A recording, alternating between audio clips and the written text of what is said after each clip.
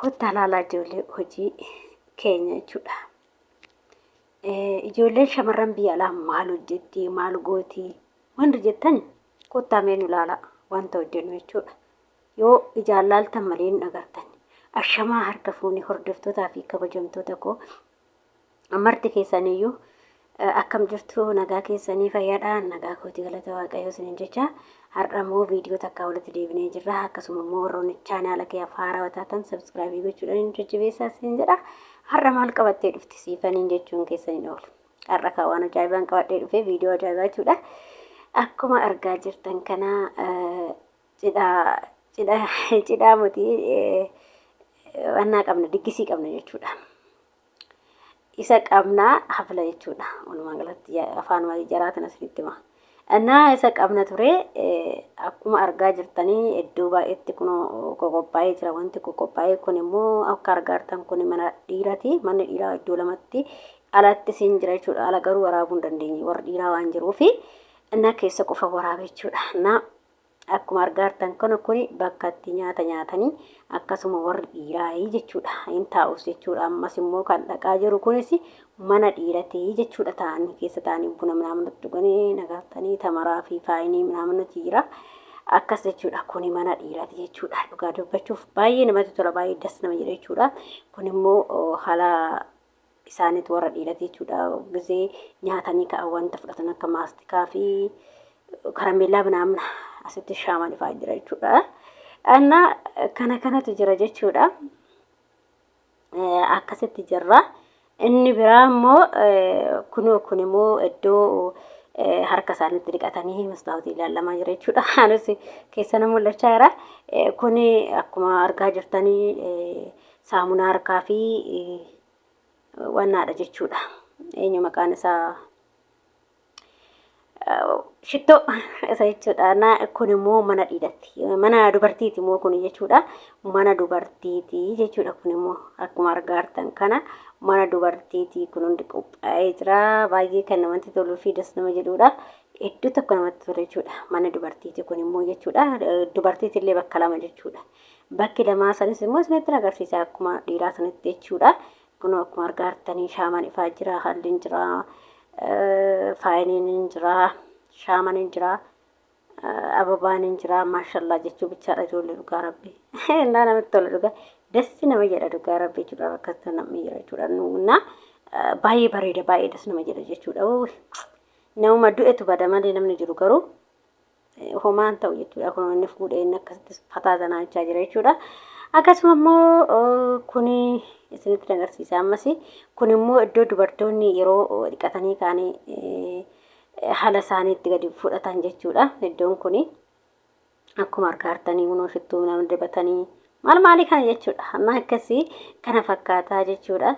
Nuti ijoollee shamarranii maal hojjettanii maal gootanii jettan.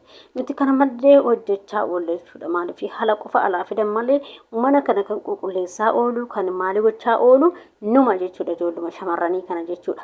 Haa ta'utii galata waaqayyoo immoo ani waa daa'ima xiqqoo waan daa'ima wajjin baay'ee natti hin tollee fi hanga tokko alaa fidanii jiru. Nama sadii alaa fidanii hunduma isaa qulqulleessan jechuudha. Akkuma argaa jirtan kana mannoota kana hundumaayyuu qulqulleessisan jechuudha. Anis qulqulleesse garuu irra deebi'anii immoo sararatanyaa biraa fidanii qulqulleessisan jechuudha. Sababni isaas ani hunda kana fixuu hin danda'u. Maaliif manni illee guddaa osoo agasii hin taane baqqaan beektan kaa'e daa'ima wajjin natti hin tolu. Waan daa'imatti fiigamoo mana qulqulleessaa baay'ee nama rakkisa hin beektanii jechuudha. Na sababa saniif sararatanyaa fidatanii jechuudha. Sararatanyaa sadi fidanii kalee jechuudha.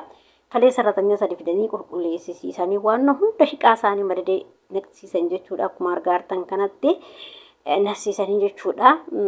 Kilaasii hundumaayyuu kan dubartiitis kan dhiiratis isaanumatu naqee jechuudha. Hunduma isaayyuu naqanii deemanii jechuudha. Sa'aatii 4 hojjetanii nama sadii dhufanii sa'a 4 hojjetanii birrii 300 fudhatanii deeman jechuudha.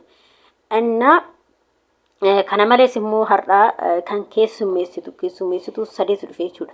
Warra keessummeessu bunnis wanni hundumtuu kan isaaniiti jechuudha. Bunnillee sukkaarris wannuma hundumtu isaaniitu hiqaa meeshaan hundumtuu burcuqqoonis wandu kama isaanii ta'e bakka sa'aatii 2 taanaan hin deemanii turanii inni birrii 1,000 hojjetan jechuudha. geeffadhaa jarri kun beewwacii kan hiqaa bitan malee beewwacii sarratanyaa bichattuu waan uuman baasasseetanii dhugaa rabbi isiniin jedha innaa birrii 1,000 fudhatanii jechuudha immoo jarri sun sadeen isa malees immoo har'as immoo sarratanyaa kan biraa kan amma hiqaa dhixxu meeshaa dhixxu akkasuma nyaata iddoo godhamsanii fuudhanii maal kan godhanis 3 fidanii jechuudha. 2 fidan har'a 2 fidan shiis. Walumaa galatti sarratanyaa 8 fidan jechuudha jarri kun.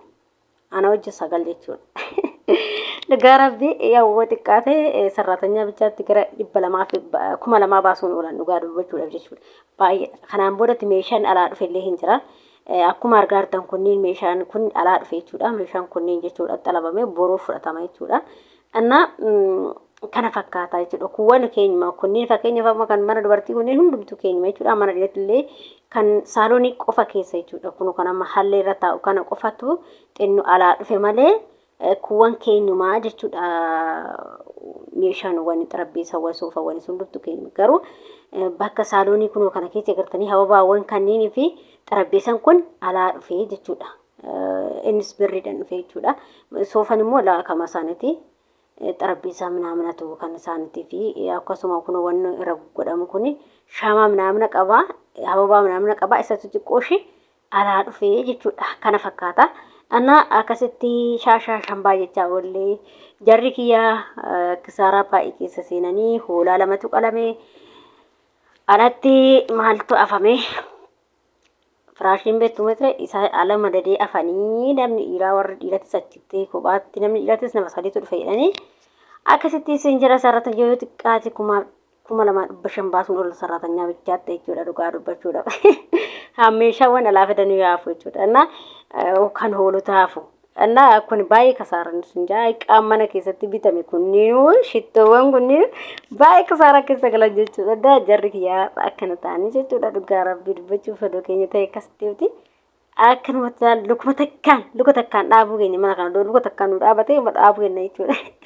Innaa akkasiin jaa boloota kooyi ani dhugaa dubbachuuf immoo maal jennee maaliif ammallee kun yagammaa sarratanyaan lamaa hin jirti kuwwan deemanii sarratanyaan lamaa hin jirti isaanis immoo guggodhaa jiru jechuudha. Egaa hafe qanii ol deebisu hojjetu akkasiin jaa kana fakkaataa waan maatii kooti jechuudha. Dhugaa dubbachuuf immoo maatii gaariidha. Maatii baay'ee kabajamaadha dhugaa dubbachuuf dhugaa das nama jedhu maatii namatti tolanii maatii inaaffaan qabne maatii suuras kaastee waan barbaadde yoo goote kasitti hin dubbanne jechuudha dhumaa galatti. Innaa kana fakkaata siifanii samoona kanaaf anan viidiyoo illee gallakkisuudhee akkasuma ijoollee birallee deemudhee biizin ta'e jechuudha. Akkana argitaniif akkana hubattanii isiniin jedha. Akkasuma warroonni immoo chaanaala kee afaaraa bataatan sabskraabii naa gochuudhaan na jajjabeessaa isiniin jedha. Yoo komii qabaatanii komentiin banaadha isiniin jecha hundumti keessan isiniin jaalladha isiniin kabaja. Akkasika waaqayyoon immoo madaamii kanaa isin yaa kennu isin jedha ijoollee dhugaa rabbi baay'inaan jechuudha. Inni hojjetanii jedhu nu fadheet mana walii akkuma isaaniitti jechuudha. Naa garuu mucaatu na rakkisee abdiisan jechuudha. Kana fakkaataa hundi keessaniyyuu ittiin bohaaraa isiniin jedha kan ittiin bashannanaa. Kana fakkaata kunoo hallillee lafatti namni